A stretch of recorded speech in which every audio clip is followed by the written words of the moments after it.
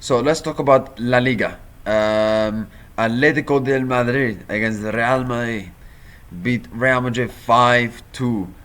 Yeah, Atletico beat Real Madrid 5-2. I just said it, but on a Spanish accent. But anyway, um, but wow, I didn't expect that. Honestly, didn't expect it. Was considering Atletico's poor start to the season and Real Madrid's good start to the season. I thought if this game ends in a draw or a win for Real Madrid, it's expected. But win for Atletico Madrid, 5-2 as well.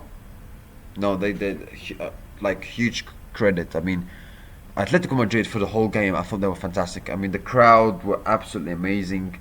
Simeone, of course, he was very passionate and trying to hype up the crowd. And, Atletico were very, very good. They got the lead from Lee Nermand.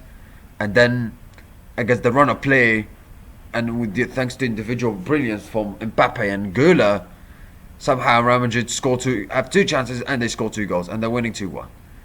And then Atletico Madrid scored the goal from Longolate, but it was disallowed from VAR.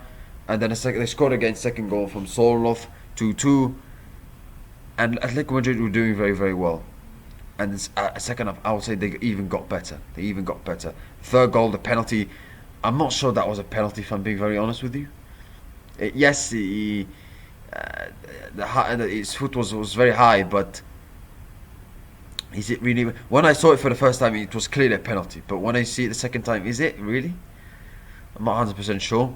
But the referee gave it that as a penalty. Third penalty from Alvarez, scores it, and then the fourth goal, amazing free kick, and then the fifth goal, Griezmann, great finish, great piece of team goal from Atletico Madrid. They were fantastic, Atletico Madrid. Like, when I watch this game, I'm like, why can't Atletico Madrid play like this every single game? It seems like Atletico Madrid every single season in their place, when they play against Real Madrid, they turn into something else. Like, but why can't you play like this every single game? Why? Like, but great performance from Atletico Madrid. Fantastic. They were absolutely on it from the first minute to the last. Maybe except from the period from the 20th to 40th minute when, let's say, they were winning 1-0 and took foot off the gas, as we like to say in English. And Real Madrid scored two goals. But except that period, Atletico Madrid were fantastic, amazing. They were on Real Madrid, on their tails. They were, they didn't give them too much space. They were on their shape. They were fantastic. Atletico Madrid, going forward defensively, were very, very good for the whole game. I thought Simeone outcoached Alonso in this game. Got the tactics right. In terms of the shape, it was on Atletico's side, not giving much spaces for Real Madrid. They were pressing Real Madrid, and they were happy to concede possession, but they were outside. They were in control, even when they didn't have a lot of possession. Real Madrid had a lot of possession, so deserved win for Atletico Madrid. And let's hope they can play like this every single game to have a 3-horse race, not only a 2-horse race. So very important win for Atletico. Fantastic win for them. Now, on to Real Madrid. I mean, you could clearly see Xabi Alonso got it. I won't say Xabi Alonso got it wrong, but the players got it wrong. I mean, defensively, Real Madrid were absolutely all over the place. Very poor. You look at Real Madrid's, if you look at the stats from Real Madrid, I mean, 2 shots on target, and it came from 2 goals. Except that, not many chances they created. Yeah, they had a lot of possession, but what was all of that for? Not much, really. And Real Madrid, like I said, they were dominant possession, but not many chances. And defensively, they were all over the place. Real Madrid. And it was particularly second half. I think they were even more worse. No creativity, no attacking purpose. Like, they were very poor. They got absolutely dominated in every sense. I mean, it was and yes, you can lose games, you can lose derby matches, which can happen. But to lose the way Real Madrid did, I mean, especially they've been very, very good this season. We say, Real Madrid have been better than last season, but watching this game, it was like watching under Ancelotti last season, when they had midfield problems, and I'm gonna talk about that. Midfield problems, again, Real Madrid not again delivering in the big matches, just like last season, Once again, that was the problem under Ancelotti. Same thing in this game, and Real Madrid got outrun in midfield wise. They got outrun. I mean, when you see this game, these kind of games, performances from Real Madrid, you're like, they miss a Modric, they miss a Toni Kroos, because in midfield, Real Madrid didn't look good at all, at all.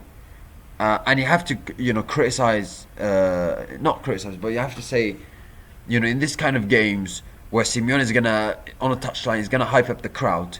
You need players to calm things down. Kroos is that kind of guy who can do that. Modric is that kind of guy who can do that. Tchouaméni ain't that guy. Valverde ain't that guy. Bellingham, to some extent, he ain't that guy. And I don't know why Bellingham started this game. I mean, he played 21 minutes this season, and to start him in a big game like this, I thought that was very, very risky from Xabi Alonso. And it cost them. I don't know why.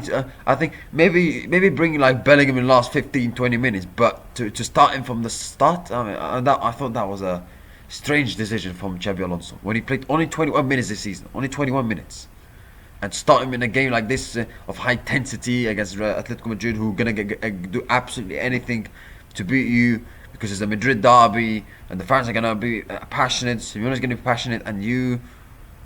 Yeah, I thought that was a mistake from Xabi Alonso's side. So, again, like Real Madrid showed that, when he's before this game, we all thought Real Madrid have been very good this season, they've been better, and yes, I still have that opinion.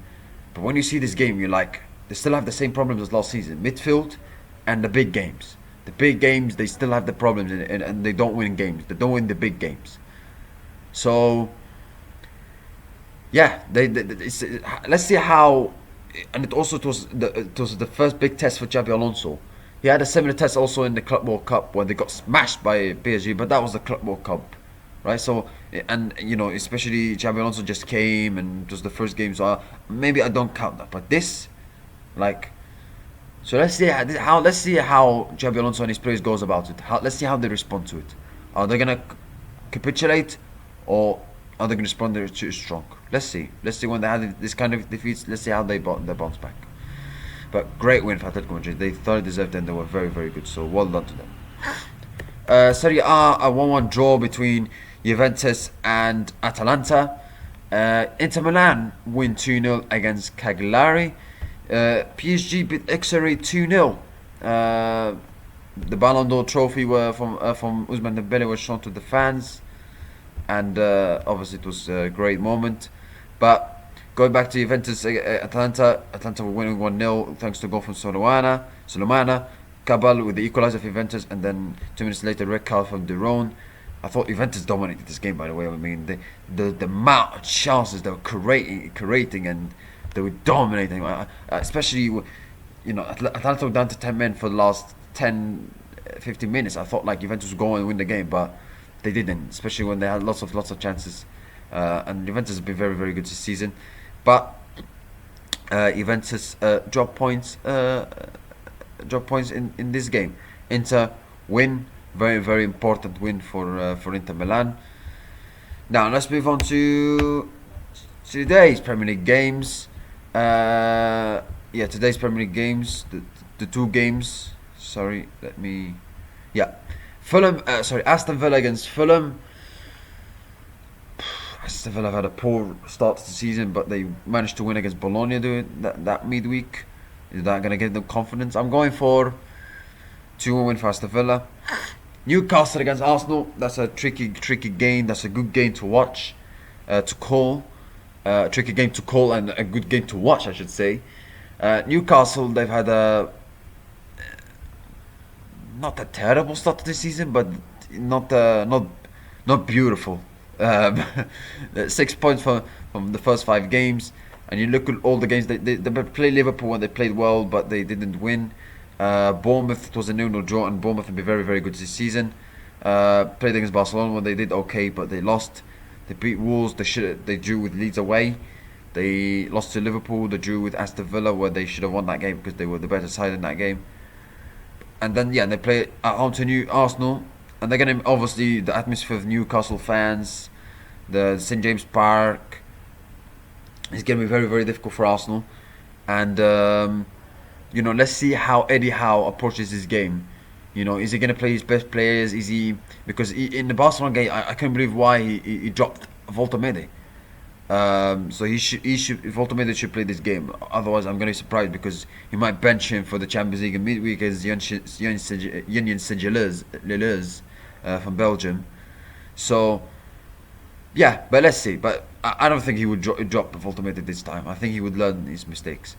But Newcastle, like in this game, they'll make it difficult. They'll make it very difficult for Arsenal, and they have a decent record against Arsenal. If you look at the last 3 times Arsenal came to the St James Park, 1-0 win for Newcastle, and that was the in November 2023, and that was the classic Arteta VAR rant where he said it's embarrassing, it's a disgrace, and it was right to some extent because I don't know why I don't understand why that got stood, by the way. But then a year later, Newcastle play again against Arsenal at home, and they win 1-0 thanks to a goal from Isak. And then a couple of months later, Newcastle beat Arsenal again. This time in the Carabao Cup semi-final, 2-0. So Newcastle have a very very strong record against Arsenal at home. But obviously mountains are there to be climbed. Doesn't mean that Arsenal will never go to St James Park and win. But it's going to be a difficult game. Newcastle will make it difficult, and the fans are going to be up for it. The players are going to be up for it, and Eddie Howe is going to be up for it. For Arsenal side, they have to win. Liverpool lost, so this is a great opportunity. This is a decent opportunity for Arsenal to close the gap. I know it's very early in the season, but a decent opportunity to close the gap, to go second and to be 2 points behind Liverpool, close that gap, and get back to winning ways as well, and not, not that be that this using this handbrake thing where Arteta obviously used that in the game against Liverpool and mostly of course it was against Manchester City. So it's a very important. It's going to be a very important game for Arsenal. They have to win, especially to capitalize on Liverpool losing, because when your competitors lose games, drop points, you have to capitalize. Especially at any stage of the season, even if it's early season, you have to capitalize, because it can make the difference at the very end. So, yeah, my score prediction, I'm going for a 1-1 draw. I think it will be a 1-1 draw. That's it, guys. Thank you. I wish you have a nice day. See you tomorrow, and have a nice day. Bye.